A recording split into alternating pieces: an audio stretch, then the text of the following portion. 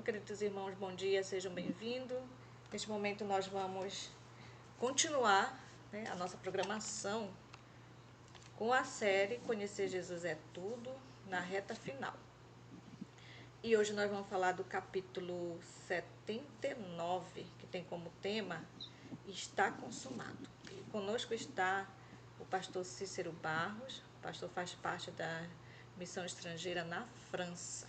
Obrigada, pastor, por estar conosco aqui, aceitar nosso convite. E com o Senhor a palavra, que o Espírito Santo lhe guie hoje e sempre.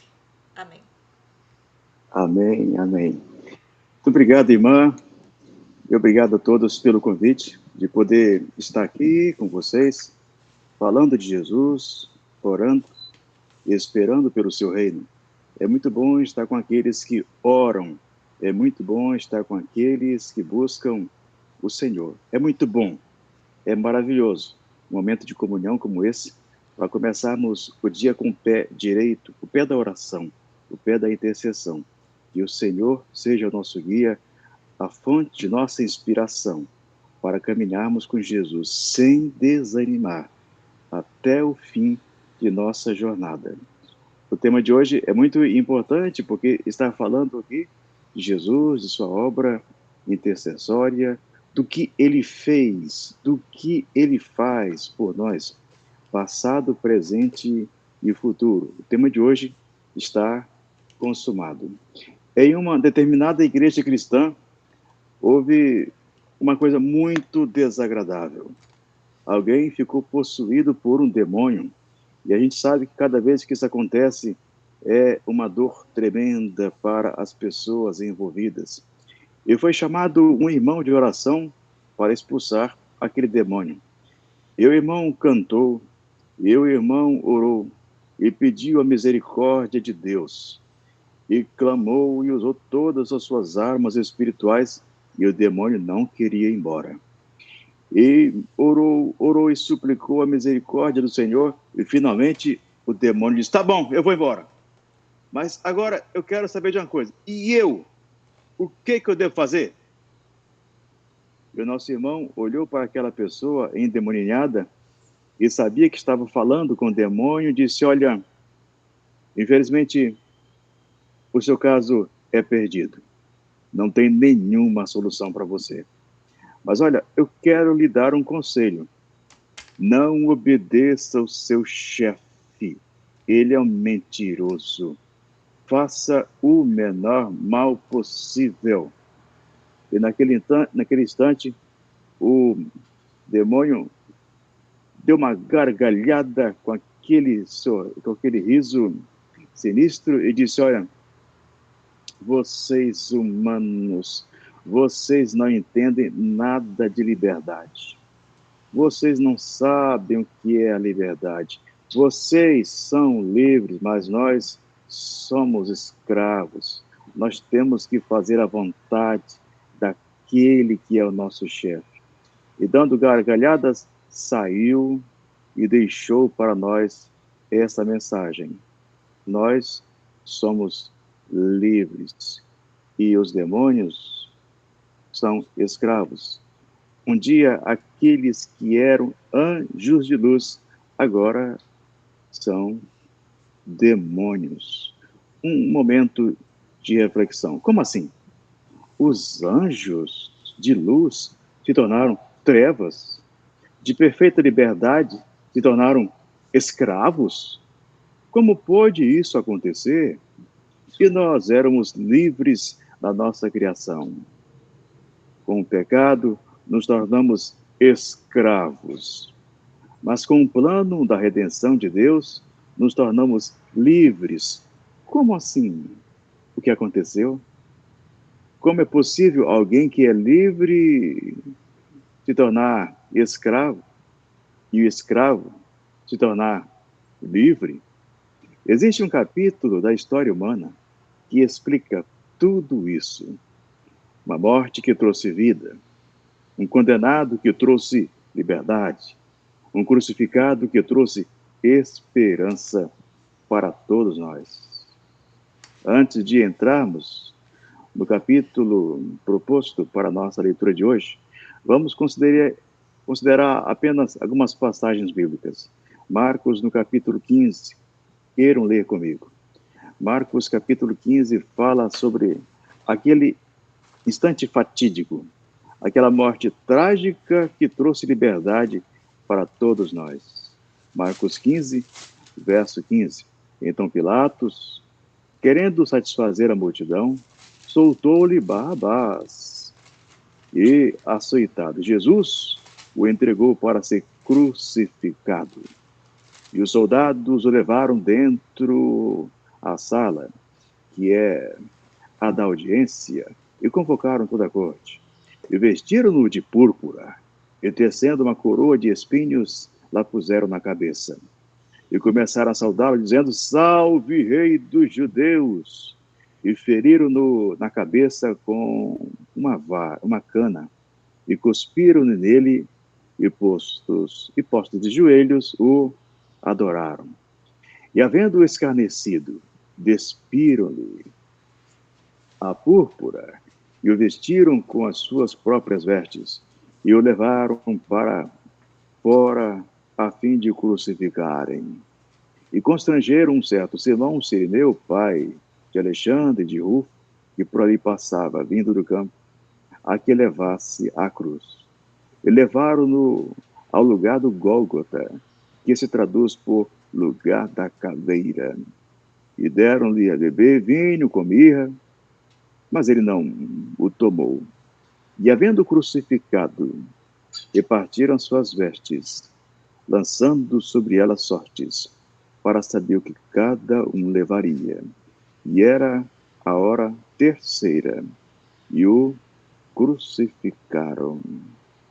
Meus irmãos, aqui nós estamos às 9 horas da manhã, quando o mundo contempla essa cena terrível e assombrosa.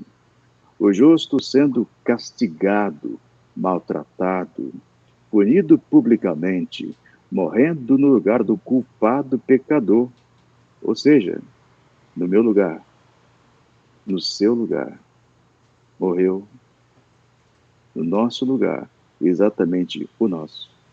Às 9 horas da manhã, começam as mais terríveis dores físicas que se possa imaginar. Uma dor mental, uma dor emocional sem igual, uma dor tão grande, tão intensa, que iria partir literalmente o coração do Filho de Deus. Ainda no Evangelho de Marcos 15, a partir do verso 33, nós lemos: E chegada a hora sexta, que é meio-dia, houve trevas sobre toda a terra até a hora nona, até as 3 da tarde.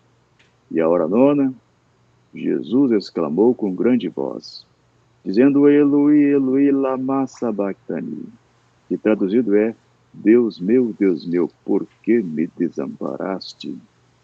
E alguns dos que ali estavam ouvindo isto diziam: Eis que chama por Elias?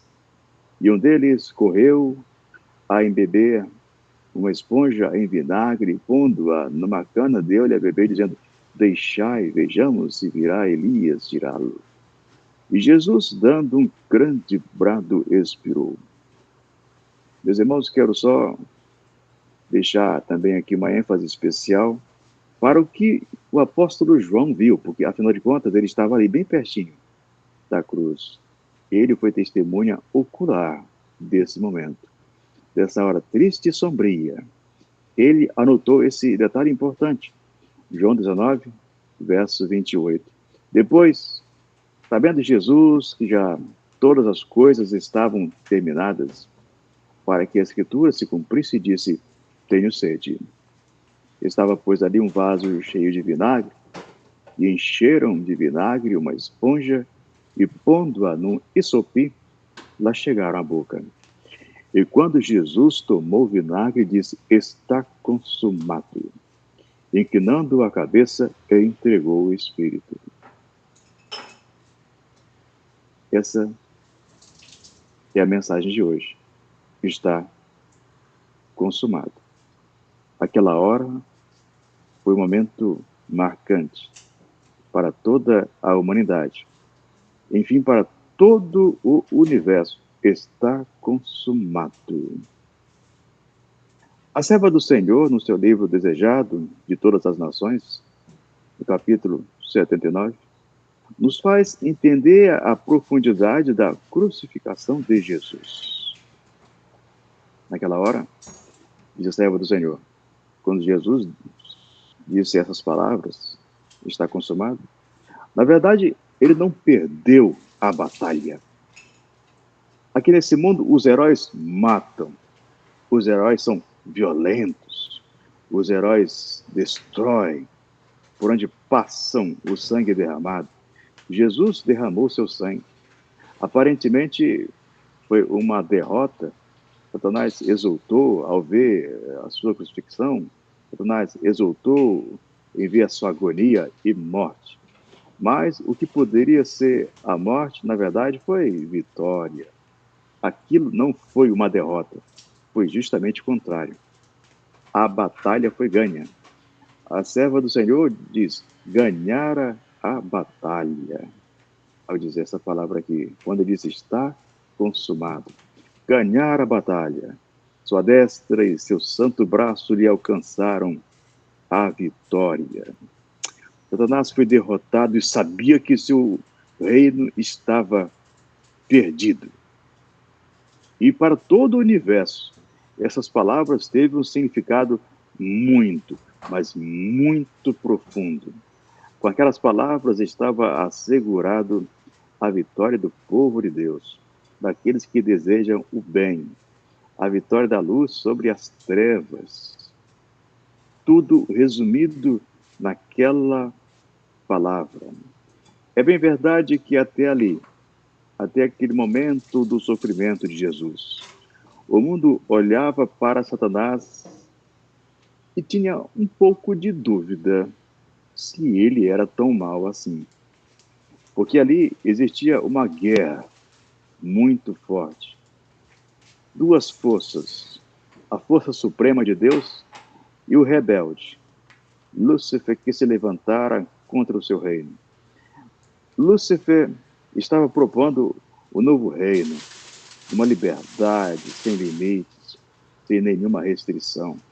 Lúcifer tinha alcançado o seu objetivo, ele tinha colocado em xeque, em dúvida, o reino de Deus e os seus propósitos. O que para muitos é claro que Deus era amor, não, para Lúcifer, Deus não passava de um tirano. E ele começou a falar mal de Deus, ia falar mal, ia falar mal, ia falar mal, até que ele alcançou o seu objetivo. Nós paramos aqui um pouco para meditar. Se a gente der ouvidos para Satanás, ele vai alcançar o seu objetivo. Eu me lembro que uma vez eu estava visitando uma pessoa, ele já estava no final da sua vida. Esse irmão era membro de nossa igreja aqui na França, no passado, mas agora quando eu vi, ele já estava desviado e estava com câncer fatal no cérebro. E estava ali na casa da ex-esposa dele. Ele estava bem fragilizado, doente mesmo, mas tinha uma língua infernal. Ele falou mais de hora, falou mal da igreja, de Deus, de todo mundo, e eu fiquei assim sem saber o que fazer, porque o homem, afinal de contas, estava morrendo, e eu estava na casa da família, então eu fiquei assim, perdido. E depois daquele dia, eu decidi uma coisa, não emprestar mais o meu ouvido para Satanás, pessoas que são possuídas, para falarem mal das pessoas, acusação. Quando você empresta os seus ouvidos para as acusações do inimigo, coisa ruim vai acontecer, não vale a pena. Então, se alguém tem esse espírito maligno de acusação, o tempo todo acusando, a melhor maneira é fechar a porta, mudar o assunto, fazer uma boa oração, buscar o Senhor, não dar espaço para Satanás, não vale a pena. E Satanás conseguiu o seu objetivo, foi falando com os anjos, falando e falando, até que ele arrebatou ali um terço dos anjos, na sua rebeldia. Mas até o Calvário, As pessoas olhavam para Lúcifer com uma certa admiração. Afinal de contas, ele era uma pessoa muito inteligente, uma pessoa de elevada posição. E aí, ele tinha razão ou não tinha? Mas quando o universo todo contemplou a sua maldade, contemplou tendo todo aquele regozijo em causar o sofrimento do Filho de Deus, ao mundo todo viu. Foi revelado para sempre o caráter do inimigo. Todos perceberam quem era a luz e quem era a treva que estava invadindo o reino de Deus. Mais adiante, nesse mesmo capítulo, nós entendemos por que Deus não destruiu imediatamente Satanás e seus adeptos tão facilmente. Por quê? Para Deus, a destruição seria muito fácil. Era só destruir e depois fazer de novo, muito simples. Talvez aqui nessa sala nós temos algumas pessoas que são impacientes, pessoas que são intolerantes, que não suportam a falha de outras pessoas. Você sabia que o intolerante é intolerante só com os outros? Para os outros, gosta de acusar com os outros, gosta de mostrar o pecado, mas esquece a si mesmo, sabia disso? Nós temos isso na igreja, pessoas intolerantes com os outros, hein? Com os outros, mas consigo mesma, não, até que tolera bem o seu pecado. Olha, essas pessoas fazem muito, muito mal. Você sabe que Deus é justamente o contrário? Deus é tolerante.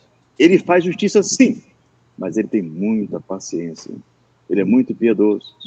E se Deus tem tolerância para conosco, por que não teremos tolerância para com o outro? E temos só uma pequena interrupção. Queremos pedir aos amados irmãos que desliguem o microfone. Beleza, obrigado. Então, Deus é muito tolerante conosco. Ele tem muita paciência. Que paciência teve com Lúcifer? Que paciência teve com seus adeptos? Anos e anos e anos eternos. O inimigo fazendo aquela campanha terrível contra Deus, e Deus teve toda a paciência, falava com Lúcifer, exortava, falava de novo, até que não houve mais remédio, até que ele foi lançado aqui neste mundo. Lúcifer, ele teve toda a ternura, todo o amor de Deus, é a pena. Ele deixou passar tudo isso. E agora abrimos espaço para nós. Será que nós estamos, não acontece conosco mesmo? Será que Deus tem falado conosco, tem insistido conosco, tem enviado pregadores que falam conosco, tem enviado pessoas do mundo que falam conosco, tem enviado todos os seus mensageiros e mensagens e nós não nos mexemos? Será que não está acontecendo mesmo? Será que a história de Lúcifer e a sua trajetória não está sendo a mesma coisa conosco? Será que o pecado não tem endurecido o nosso coração? Deus tem misericórdia de nós, para não seguirmos nesse caminho da rebelião. No Conselho Celestial, no diz mais adiante, foi decidido que desse tempo a Satanás, para que ele pudesse desenvolver os seus princípios. No Conselho de Deus também foi dado tempo a todos nós, para que a gente pudesse também desenvolver o nosso caráter.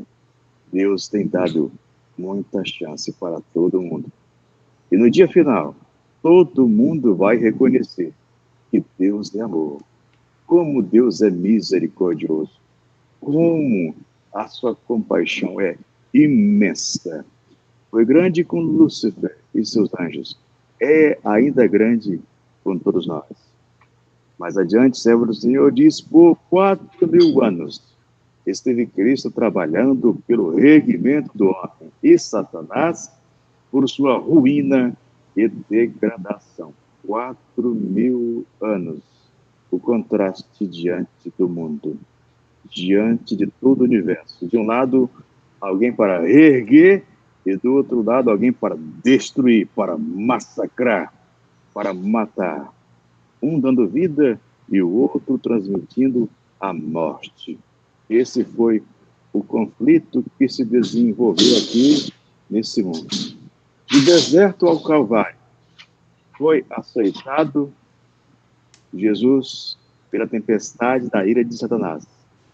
Mas quanto mais impiedosa era ela, tanto mais firme se apegava o Filho de Deus à mão de seu Pai, avançando na ensanguentada vereda. Será que está acontecendo conosco? As provas, o que, pare um pouco e pense, o que as provas têm feito com você e têm feito comigo? Olhe para a sua família agora, como sua família é teimosa, como sua família é difícil. Olhe para os problemas da sua vida, quanta coisa ruim aconteceu e o que isso tem produzido em nós. Nós estamos melhores com as provas ou estamos piorando? Você sabia que a gente vai envelhecendo e a gente vai melhorando ou vai piorando? Tem muita gente que está sendo como o vinho. Os anos passam e estão sendo purificadas. É um vinho de excelência. E tem muita gente por aí. E o tempo está passando e está virando um vinagre, cada vez mais azedo, cada vez, e por onde passa, está derramando veneno, veneno para todos os lados. O que está acontecendo conosco? Estamos melhorando com o passar do tempo ou estamos piorando? É verdade que a gente fala muito sobre a aposentadoria, como vai ser na idade, na verdade, naquela idade preciosa, terceira idade. Aí você já planejou como vai ser a sua vida espiritual? Como vai ser?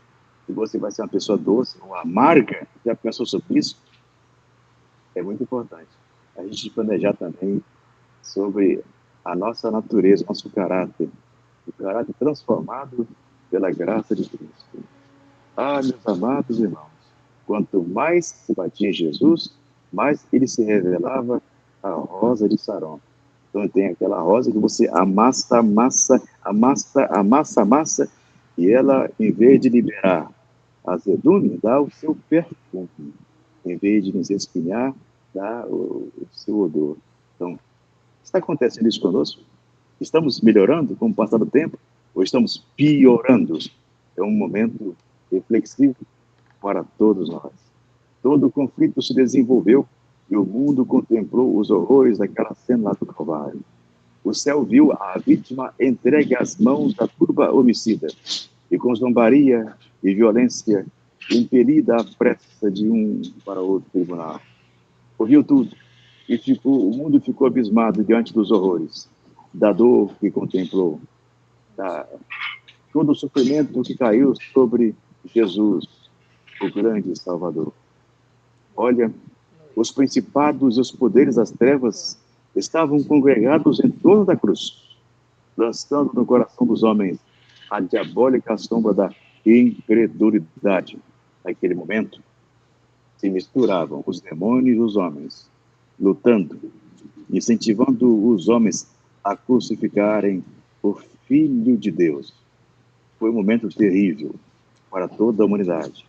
A dor foi tremenda, a decepção, a agonia indescritíveis.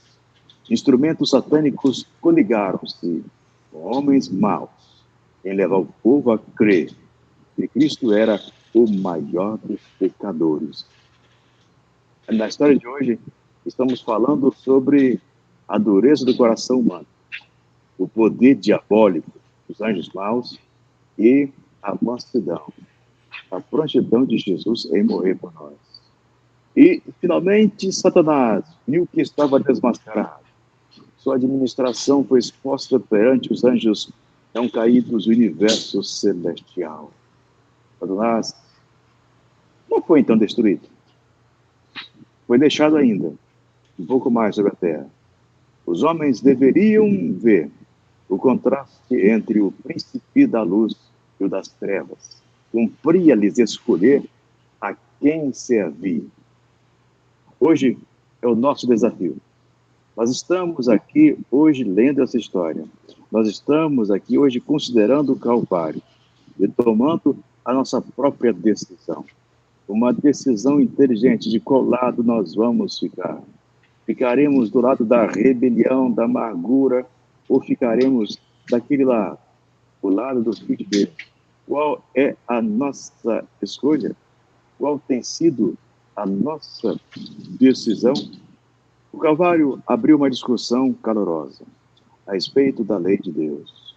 Satanás, faz tempo que ele se revoltou contra a lei de Deus. Ele começou a dizer que a lei de Deus não era justa lá no céu, na época que os anjos nem sabiam que existia uma lei de Deus, porque serviam a Deus de uma forma tão natural, tão prazerosa, eles não se importavam a respeito dessa lei de Deus. Mas o inimigo se revoltou contra esta lei.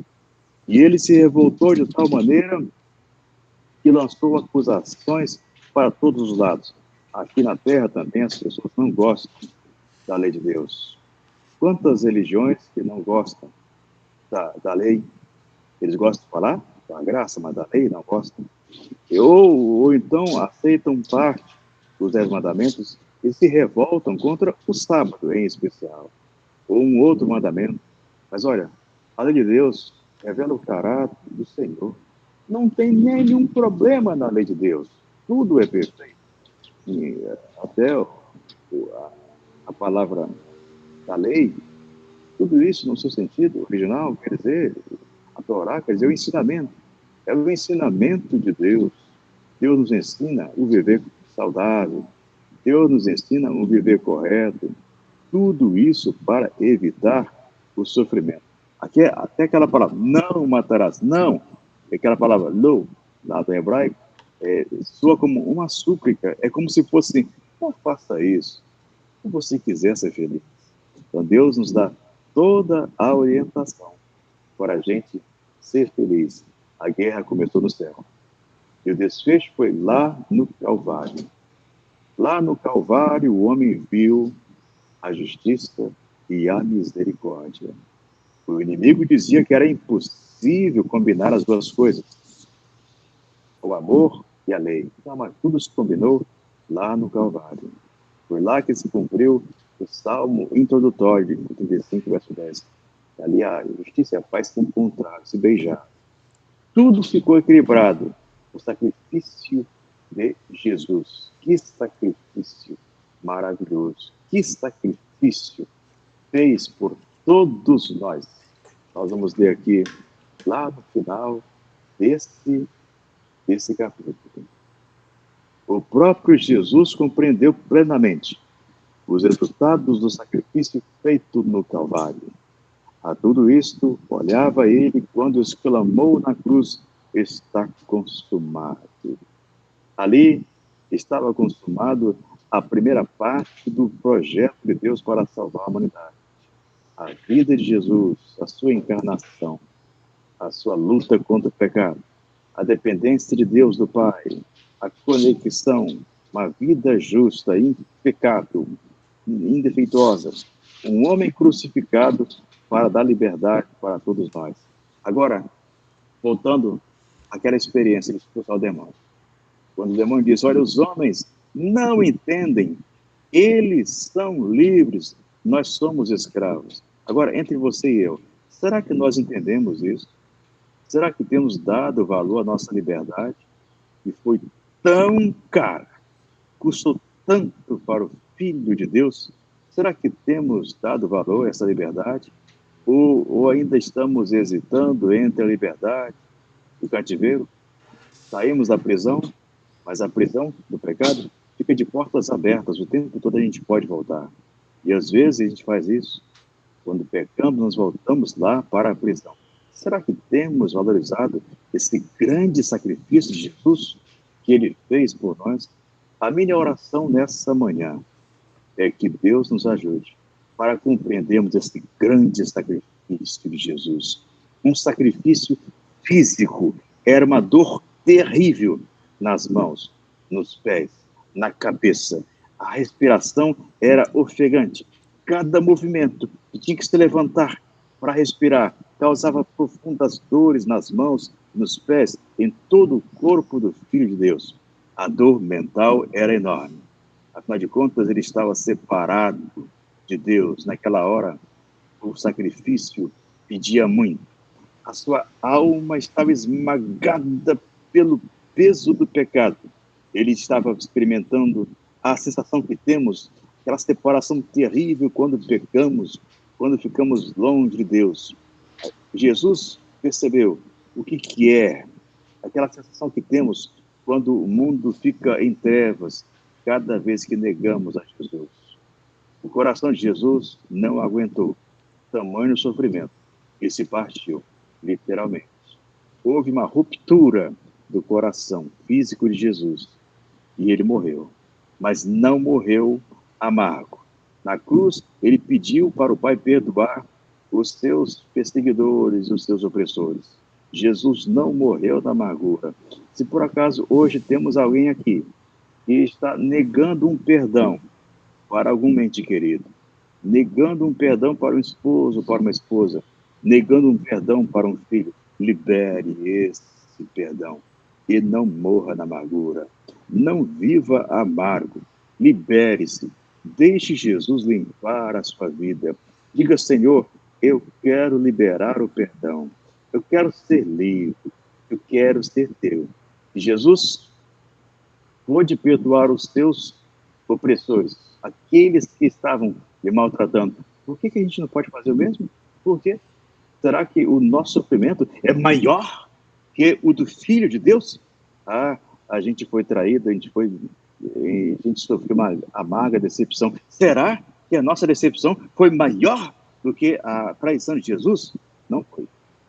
Não foi. E Jesus morreu com a sua missão cumprida. Morreu de paz com Deus, literalmente, porque ele foi obediente até o fim. Eu espero que todos nessa manhã sejam obedientes também e amem a Jesus e amem, sigam os seus passos, serviam Deus com corpo e alma e espírito. Vamos orar juntos, Senhor, ajuda-me também para ser crucificado, para abandonar o eu, meus pecados, as coisas que me afastam de ti. Amém.